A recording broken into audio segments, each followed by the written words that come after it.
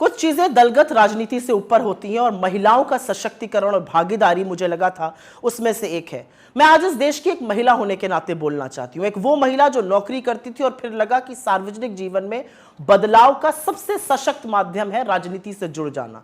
ऐसा इस देश की बहुत सारी महिलाओं को लगता है। एक आधी आबादी है जिसको यह लगता है कि उनका प्रतिनिधित्व होना चाहिए, उनको आरक्षण मिलना चाहिए।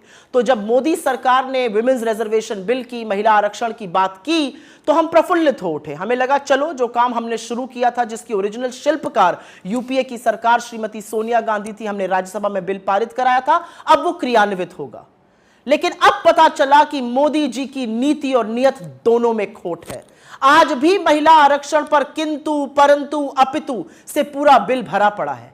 आज भी यह जुमला इसलिए दिया गया क्योंकि अपनी आगामी हार साफ दिख रही है और मोदी जी के स्कोर कार्ड पर नील बटा सन्नाटा है। तो महिलाओं को एक जुमला दे दिया गया महिला आरक्षण का, लेकिन असलियत इस बिल में साफ हो गई, क्योंकि यह बिल साफ तौर से कहता है कि महिला आरक्षण तभी होगा जब पहले जनगणना होगी, फिर डिलिमिटेशन होगा और उसके बाद महिला आरक्षण क्रियान्वित होगा। मतलब 2029 से पहले महिला आरक्षण संभव ही नहीं है। जिन लोगों को लग रहा था कि 2024 में 10 साल सत्ता चलाने के बाद मोदी जी एक काम तो अच्छा कर जाएंगे, उनको भी ठग लिया मोदी जी ने। आज इस देश की महिलाएं अपने आप को ठगा महसूस कर रही हैं, क्योंकि डिलिमिटेशन, जनगणना होते होते 2029 तक ही यह संभव हो पाएगा।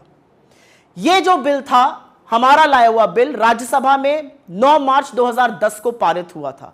अगर आपकी नीति और नियत साफ होती तो आप उसी बिल को लोकसभा में लाते, बिना कंडीशन के उसको पास कराते और महिला आरक्षण एक रियलिटी बनता। लेकिन असलियत यह है कि आपने महिला आरक्षण के नाम पर भी देश की आधी आबादी को एक जुमला थमा दिया। बहुत कुछ कहने से ज्यादा एक ही चीज कहना चाहती हूं आज। अगर आपकी नीति साफ है तो आपको फिर से जाकर वही काम करना चाहिए जो हमने किया था। किंतु परंतु अपितु हटाइए, महिलाओं के सशक्तिकरण की बात कीजिए। जो दूरदर्शिता राजीव गांधी जी ने दिखाई, आज उसका परिणाम है कि 30 लाख से ज्यादा निर्वाचित लोकल बॉडी इलेक्शंस में 10 लाख से ऊपर महिलाएं हैं।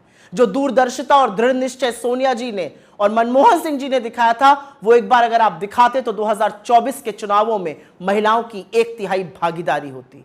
लेकिन अब जो आपने किया है वो एक इवेंट था, वो जुमला था। आपको नए सदन में जाना था, एक बड़ा इवेंट करना था, और बड़े इवेंट को करने के बाद निकला क्या? खोदा पहाड़ और निकली चूहिया। खोदा पहाड़ और पता चला 2024 में नहीं, ये तो 2029 में शायद संभव हो पाएगा। अगर आप चाहते तो आप जनगणना 2020 से 23 के बीच में करा सकते थे। सब कुछ हुआ लेकिन जनगणना नहीं हुई। फिर भी आपने जनगणना को और डिलिमिटेशन को एक क्राइटेरिया बनाया। तो देश की महिलाएं आपसे आज सवाल पूछ रही हैं कि अपने जुमलों का शिकार आपने इस देश की आधी आबादी को भी बना दिया।